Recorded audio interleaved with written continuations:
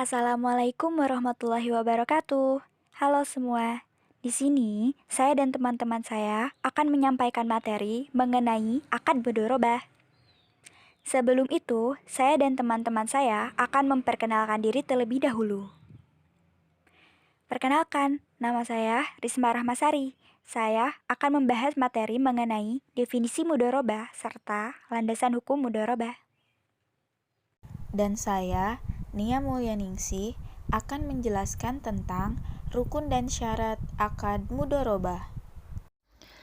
Dan saya Nuraliza Irawan akan menjelaskan tentang jenis-jenis mudharabah dan praktik akad mudharabah. Yang pertama, ada definisi mudharabah. Mudharabah adalah akad atas suatu syariat dalam keuntungan dengan cara penyerahan mata uang tunai kepada pengelola dengan mendapatkan sebagian dari keuntungannya itu apabila diketahui dari jumlah keuntungannya. Selanjutnya, ada landasan hukum mudharabah. Dari Quran Surat Al-Jumu'ah ayat 10, yang artinya, apabila telah ditunaikan sholat, maka bertebaranlah kamu di muka bumi, dan carilah karunia Allah, dan ingatlah Allah banyak-banyak, supaya kamu beruntung. Selanjutnya, ada dari hadis riwayat Ibnu Majah, dari kitab At-Tijarah, yang bunyinya, dari Salih bin Su'aib radhiyallahu anhu, bahwa Rasulullah Shallallahu alaihi wasallam bersabda, 3 hal yang di dalamnya terdapat keberkatan, jual beli secara tangguh atau muqaradah yang kita sebut dengan mudharabah, dan mencampur gandum dengan tepung untuk keperluan rumah, bukan untuk dijual. Rukun mudharabah. Rukun mudharabah ada 4, yaitu pelaku, objek mudharabah, ijab qabul atau serah terima, dan nisbah keuntungan. Yang pertama, pelaku. Transaksi dalam akad mudharabah melibatkan 2 pihak.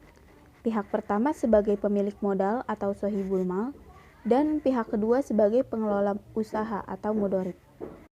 Yang kedua, objek mudharabah. Objek mudharabah berupa modal dan kerja. Pihak sohibul mal menyerahkan modal sebagai objek mudharabah. Sedangkan mudharib atau pengelola usaha berkontribusi dalam bentuk keahlian atau keterampilan sebagai objek mudharabah. Yang ketiga, ijab qabul atau serah terima. Merupakan pernyataan dan ekspresi saling ridho atau rela di antara pihak-pihak pelaku akad. Artinya, kedua pihak sepakat untuk sama-sama mengikat diri dalam akad mudharabah, baik yang dilakukan secara verbal ataupun tertulis. Si pemilik modal setuju bahwa dia sebagai penyedia dana, dan di sisi lain, pengelola usaha setuju dengan tanggung jawabnya untuk menyerahkan keahlian kerjanya. Dan yang terakhir, nisbah keuntungan. Nisbah adalah besaran yang digunakan untuk pembagian keuntungan, mencerminkan imbalan yang berhak diterima oleh kedua belah pihak yang bermudharabah atas keuntungan yang diperoleh. Pengelola dana mendapatkan imbalan atas kerjanya, sedangkan pemilik dana mendapat imbalan atas penyertaan modalnya. Syarat akad mudharabah. Pertama, adanya pemilik modal dan pengelola dana yang sudah balik dan berakal sehat. Kedua, adanya modal yang diserahkan dalam bentuk yang jelas dan bukan utang. Modal dapat berupa uang tunai atau aset lainnya. Ketiga, terjadi ijab dan qabul yang menunjukkan persetujuan kedua belah pihak antara yang menanam modal dengan yang mengelola. Keempat, nisbah yang dibuat oleh kedua pihak harus dengan pembagian yang adil dan jelas. Jika di kemudian hari ada perubahan nisbah, maka harus dengan persetujuan kedua belah pihak. Terakhir, masing-masing pihak memenuhi persyaratan kecakapan wakalah. Wakalah dalam hukum Islam adalah pelimpahan kekuasaan oleh seseorang sebagai pihak pertama kepada orang lain sebagai pihak kedua dalam hal-hal yang diwakilkan.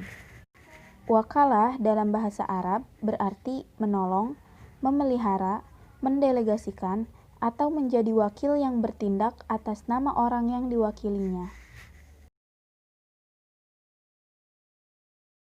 Jenis-jenis mudharabah. Yang pertama ada mudharabah mutlaqah, adalah penyertaan modal tanpa syarat.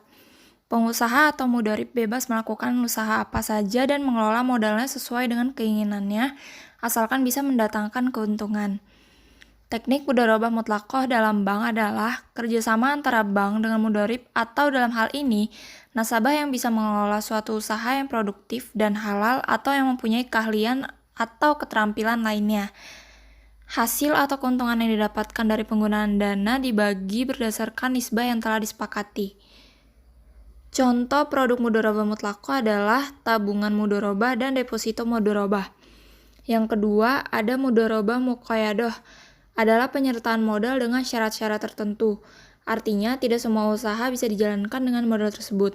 Jadi, hanya usaha yang telah ditentukan yang boleh dikelola. Teknis mudharabah muqayyadah dalam bank adalah akad kerjasama antara sahibul mal dengan bank. Modal yang diterima dari sahibul mal dikelola bank untuk diinvestasikan ke dalam proyek yang ditentukan oleh pemilik modal terkait. Hasil keuntungan yang diperoleh dibagi sesuai nisbah yang telah disepakati bersama. Contoh produk mudharabah muqayyadah adalah yang pertama ada mudharabah muqayyadah on balance sheet atau investasi terikat, adalah pengelolaan dana yang mempunyai syarat sehingga mudharib hanya melakukan mudharabah di bidang tertentu, waktu, cara, dan tempat tertentu saja. Yang kedua ada al-mudharabah muqayyadah off balance sheet, adalah jenis mudharabah yang penyerahan dana mudharabah langsung kepada pelaksana usahanya. Bank bertugas sebagai perantara yang mempertemukan antara pemilik dana dengan pelaksana usaha. Praktik akad mudharabah. Sahibul mal yang bermitra dengan mudharib untuk usaha percetakan selama 6 bulan. Sahibul mal memberikan uang untuk modal usaha sebesar 30 juta. Dan kedua belah pihak sepakat dengan nisbah bagi hasil 40/60. 40% keuntungan untuk sahibul mal. Setelah menjalankan usaha selama 6 bulan, modal usaha telah berkembang menjadi 50 juta, sehingga mudharib memperoleh keuntungan sebesar 20 juta.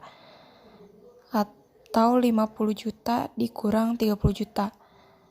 Maka sesuai perjanjian yang telah dibuat di awal, sahibul mal berhak mendapatkan keuntungan sebesar 8 juta, yaitu 40% dikali 20 juta, dan sisanya sebesar 12 juta menjadi hak mudharib.